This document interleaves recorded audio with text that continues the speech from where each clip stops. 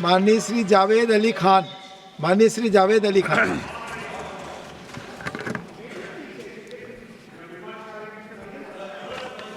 धन्यवाद उपसभापति जी। नवीन और नवीकरणीय ऊर्जा मंत्रालय पर होने वाली चर्चा में भाग लेने के लिए आपने मुझे अनुमति दी, इसके लिए मैं आपका धन्यवाद करता हूं। सर, मेरा समय कम है, इसलिए मैं बहुत विस्तार में अपनी बातें नहीं कहूंगा। कुछ पॉइंट्स मैं यहां माननीय मंत्री जी का ध्यान आकर्षित करना चाहूंगा।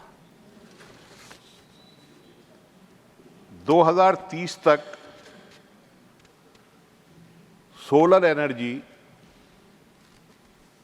जो इस मंत्रालय का एक प्रमुख हिस्सा है,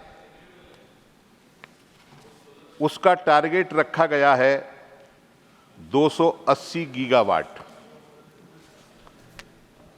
2015 में ये टारगेट रखा गया था सर 100 गीगावाट, और 2022 में इस 100 गीगावाट के लक्ष्य को पूरा करना था।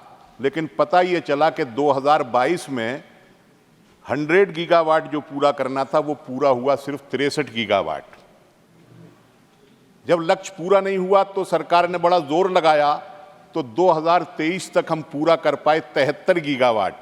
यानी पूरी मशक्कत के बाद एक वर्ष में हम 10 गीगावाट लक्ष्य सौर ऊर्जा का पूरा कर पा रहे हैं। अब 2030 में हमें पूरा करना है 280 गीगावाट सोलर में और 500 गीगावाट पूरी क्लीन एनर्जी में।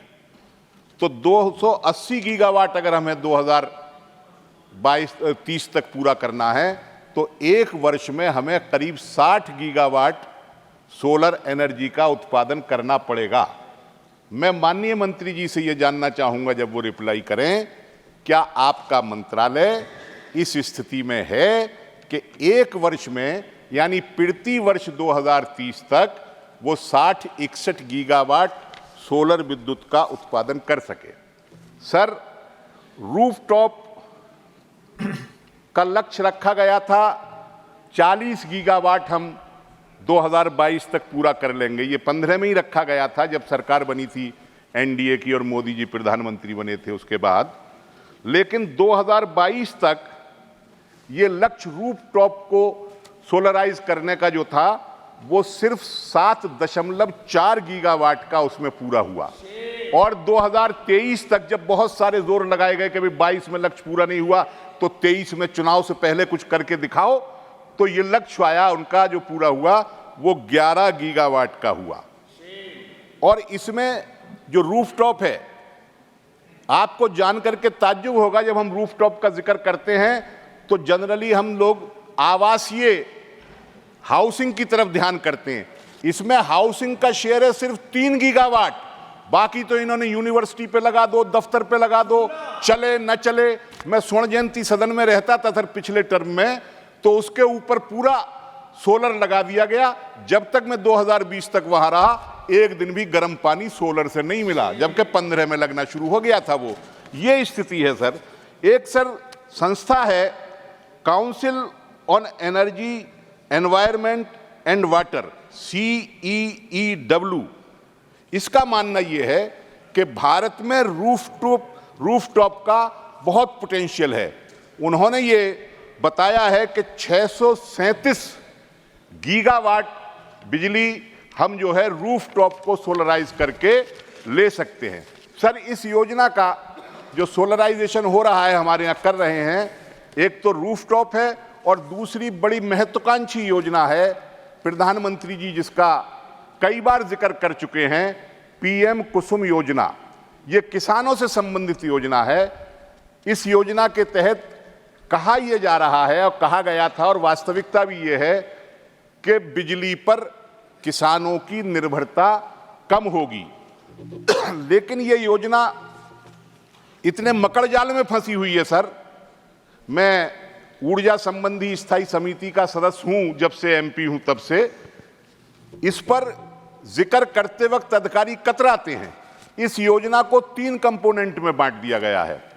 कंपोनेंट ए, जिससे किसान जो है व्यापार शुरू करेंगे, उसकी पहली शर्त है कि वो बंजर भूमि पर कंपोनेंट ए के तहत जो एक सोलर पार्क बनाएंगे वो लगेगा। सर बस 1 मिनट लूंगा।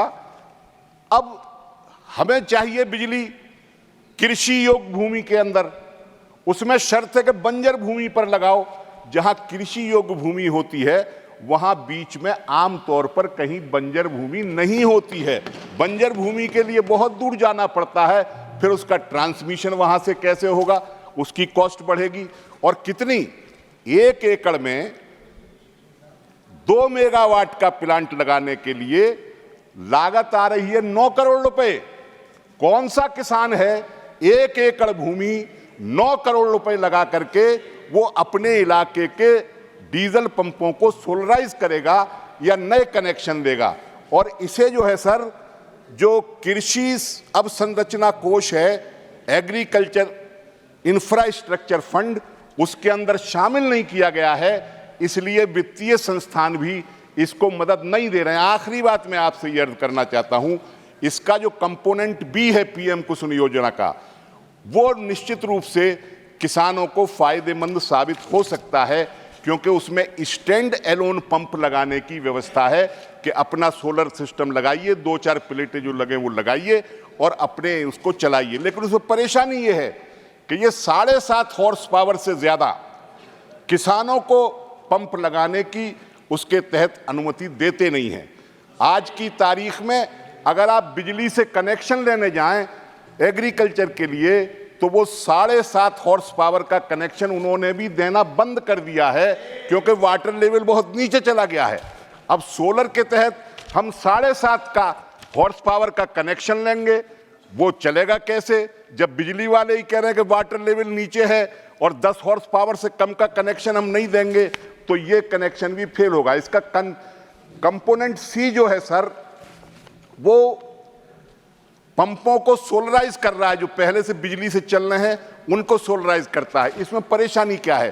पहला तो वित्तीय अभाव में कंपोनेंट ए नहीं चलता, दूसरा जो बी कंपोनेंट है उसका वो 7.5 हॉर्स पावर की वजह से वो चल ही नहीं सकता है, और जो सी कंपोनेंट है सर, उसको इनकी डिस्ट्रीब्यूशन कंपनियां चलने नहीं दे रही हैं, क्योंकि डिस्ट्रीब्यूशन कंपनियां जो हैं उनकी आमदनी कम होती है। डिस्ट्रीब्यूशन कंपनियां जो है मिनिस्ट्री ऑफ पावर के तहत काम करती हैं। मेरा अंदाजा ये है सर कि मिनिस्ट्री ऑफ पावर में और मिनिस्ट्री ऑफ रिन्यूएबल एनर्जी में भी आपस में खींचतान है। ये नवीकरण ऊर्जा को मिनिस्ट्री ऑफ पावर प्रमोट करने के बहुत पक्ष में नहीं है। हालांकि उनकी कुछ संस्थाओं ने सोलर योजनाएं शुरू की हैं, एनटीपीसी एनएचपीसी वगैरह ने भी कुछ किया है। मंत्री जी को इस ओर ध्यान देना चाहिए। और मैं आपसे यही कहना चाहूँगा कि दावे ऐसे करें जो दावे पूरे हो सकें। कुसुम योजना के तहत ए कंपोनेंट में 10,000 मेगावाट का लक्ष्य था, सिर्फ 3% पूरा हुआ है। बी कंपोनेंट में 14 लाख पंप लगने थे, सिर्फ 28% लगे हैं। और सी कंपोनेंट में 35 लाख का लक्ष्य था, 1% पूरा हुआ। और 1 मिनट में आखिरी बात मैं ये कह रहा हूं सर कि कुछ योजनाएं राज्य सरकारों ने भी इस स्टैंड एलोन पंप की चलाई हैं। झारखंड में अब वो सरकार नहीं है बघेल साहब की, उन्होंने 90% तक की सब्सिडी स्टैंड एलोन पंपों पर दी थी। छत्तीसगढ़ में सॉरी। और झारखंड में भी 85% से ज्यादा स्टैंड एलोन पंप पर राज्य सरकार वो दे रही है सब्सिडी। इसकी वजह से जितने पंप छत्तीसगढ़ में लगे थे, पूरे भारत में केंद्रीय योजनाओं के तहत इतने स्टैंड एलोन पंप नहीं लगे जितने अकेले छत्तीसगढ़ में लग गए थे।